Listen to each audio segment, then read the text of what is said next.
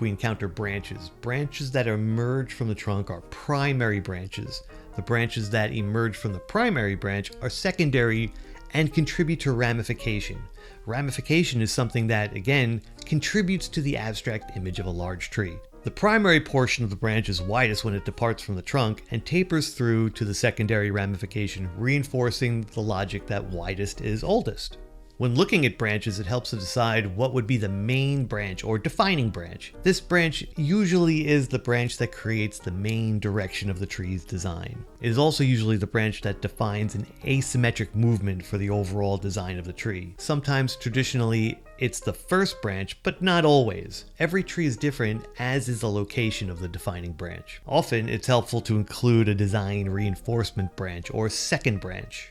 The second branch can help tell the story of the tree. Sometimes the location of the second branch helps decide what your main branch will be.